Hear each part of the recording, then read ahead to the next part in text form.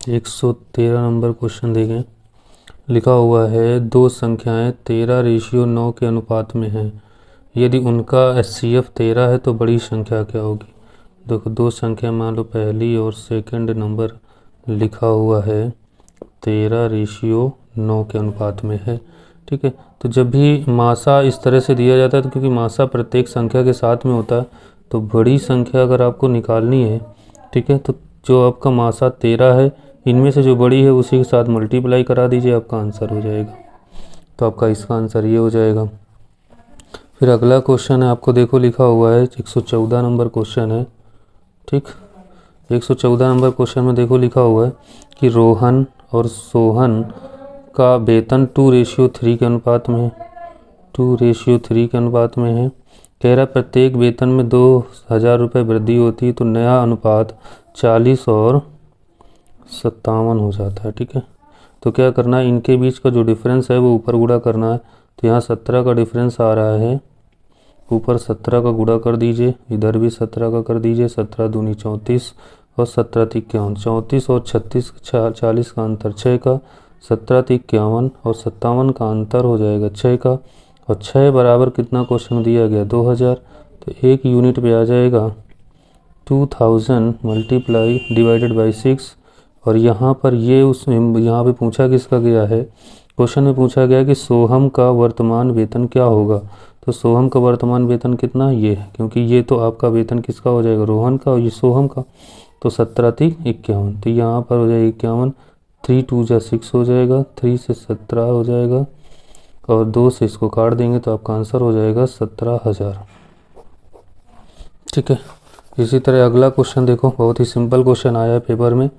तो क्वेश्चन में पूछा गया है, कह रहा है कि किसी स्कूल में 20% छात्र 10 वर्ष से कम आयु के हैं। मान लीजिए कि जैसे 100 लोग थे, तो क्वेश्चन नंबर है 115। माना स्कूल में बच्चे थे टोटल 100 में से उसने बोला है कि 10 वर्ष से कम आयु के, 10 वर्ष से कम आयु के, तो कम आयु के जो बच्चे होंगे वो कितने हैं 20%, मतलब मान लो 20 हैं। फिर क्वेश्चन में क्या कह रहा है, कह रहा है कि 10 वर्ष से अधिक, 10 वर्ष से अधिक और आयु के, उसके बाद फिर कह रहा है 10 वर्ष वाले, 10 वर्ष वाले ये छात्र। अब उसने बोला है कि जो कि 48 हैं, तो मतलब इसके बारे में कह रहा है, तो ये 48 और इसका जो 2/3 हिस्सा होगा वो 10 वर्ष वाले हो जाएंगे। तो ये वाले कौन हो जाएंगे, 48 का 2/3 हिस्सा, 16 दूनी 32, तो ये 32 हो गए। अब चेक करते हैं आपके पास स्कूल में कितने छात्र थे 100, 48 और 32 मिला के होता कितना है आपका, तो ये हो जाएगा। तो यहाँ पर क्वेश्चन में आपसे पूछा गया है कि स्कूल में छात्रों की संख्या कितनी हो जाएगी। तो 8 2 10 4 3 7 1 8, मतलब दोनों को मिला के 80 हो रहा है।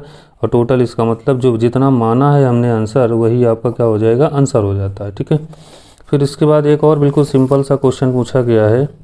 क्वेश्चन पूछा गया है कि 116, एक संख्या को 119 से विभाजित करने पर 19 शेष बचता है। ठीक है, यदि इसे 17 से विभाजित किया जाए तो शेषफल क्या होगा। ऐसे क्वेश्चन कभी भी आपका क्वेश्चन में आ जाए तो इससे ये डिवाइड हो जाए तो अच्छी चीज़ है, और उसके बाद क्या करेंगे 17 का डिवाइड कर देंगे 19 में, मतलब 19/17 से डिवाइड करेंगे तो जो रिमाइंडर प्राप्त होगा वही उसका आंसर होगा। तो रिमाइंडर कितना आ जाएगा 2, तो यही उसका क्या हो जाएगा, आंसर हो जाएगा। उसका आंसर क्या हो जाएगा 19/17 करेंगे और रिमाइंडर आ जाएगा 2। ओके, अब देखो अगला क्वेश्चन है, इसमें बढ़िया सा क्वेश्चन एक और दिया गया है। क्वेश्चन एक धनराशि चक्रवृद्धि ब्याज पर 3 वर्ष बाद 4,460 रुपये और 6 वर्ष बाद इतना रुपये हो जाता है। तो कभी भी इस तरह का क्वेश्चन मिल जाए 117, तो क्या करना है, जो पहले लिखा हुआ है 3 वर्ष में, ठीक है, 3 वर्ष में 4,460 रुपया और 6 वर्ष में 6,690 रुपये हो जाता है। क्या करना है, इस वाली वैल्यू को 2 बार लिखिए, नीचे वाली से भाग करा दीजिए आपका आंसर आ जाए। तो आपका आंसर आ जाएगा 2973.33, यही आपका आंसर होगा। ध्यान रखें मैंने क्या कहा, ये जो 3 वर्ष वाला है इसको 2 बार मल्टीप्लाई कर दीजिए और 6 वर्ष वाले से भाग करा दीजिए, आपका डायरेक्ट आंसर आ जाएगा, आपको फाइनल हो जाएगा। ओके, अब क्वेश्चन देखिए अगला, वो भी बहुत सिंपल क्वेश्चन पूछा गया है। क्वेश्चन पूछा गया है कि 3 साझेदार PQR एक व्यवसाय शुरू करते हैं, P की पूंजी का 2 गुना। अब देखो बिल्कुल सिंपल सा क्वेश्चन है, ठीक। तो यहाँ पर क्वेश्चन है P की पूंजी का 2 गुना, मतलब यहाँ पर क्वेश्चन नंबर 118, P का 2 गुना Q के 3 गुने के बराबर। तो क्या करना है, P/Q = 3/2 पहला। इसी तरह दूसरे वाले में क्या कह रहा है कि Q की पूंजी, ये लिखा हुआ है Q की पूंजी R की पूंजी का 4 गुना है। तो Q/R बराबर 4/1। यहाँ देखें Q 2 है, यहाँ Q कितना है, 4 है। तो यहाँ 4 बनाने के लिए 2 का नीचे गुणा 2 का ऊपर, तो आपको बन जाएगा P, Q और R। तो P हो जाएगा 6, Q हो जाएगा 4 और ये हो जाएगा 1। अब 6 4 10, 10 1 11, टोटल हो गया 11। क्वेश्चन में जो लाभ लिखा हुआ है इसको बांट देंगे तो 27500, तो 1 बराबर हो जाएगा 11 दूनी 22, 11 बचे 55। तो 1 यूनिट पे कितना आया, 2500, क्योंकि R का ही पूछा गया था तो R 1 यूनिट वैल्यू थी, तो 1 यूनिट में कितना आ जाएगा, 2500 आ जाएगा। ओके, तो अब देखेंगे अगला क्वेश्चन, 119 नंबर क्वेश्चन लिखा हुआ है। क्वेश्चन है 6 संख्याओं का औसत 3.7 है। अब देखो 6 का गुणा 3.7 में कर लीजिएगा। ओके, 6 पंचे 30, 3 आ जाएगा कैरी, 6 सत्ते 42, 3 45, 6 3 का 18, 18 4 22, ये हो जाएगा। तो 22.56 होगा। और फिर कह रहा है कि 2 संख्याओं का औसत 3.2, तो 32 दूनी 64, मतलब 6.4। फिर अगली 2 संख्याओं का औसत लिखा हुआ है 3.55। तो 2 पंचे 10, 2 पंचे 10 11, 2 2 3 6 1 7, ये आ जाएगा इतना। इन दोनों को जोड़ लीजिए, तो ये 0 लिख लीजिए, 0 4 1 5, 6 1 7 6 13 हो जाएगा। फिर इसमें से इसको माइनस करा दीजिए, ठीक है।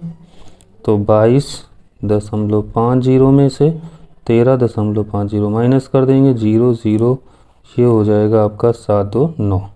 तो आपका ये जो निकल के आया है ये संख्या वो हो जाएगी जो 2 संख्या एक्स्ट्रा है, ठीक है। यहाँ 6 थी, यहाँ 4 है, तो 2 संख्याओं का, तो 2 संख्याओं का योग ये होगा।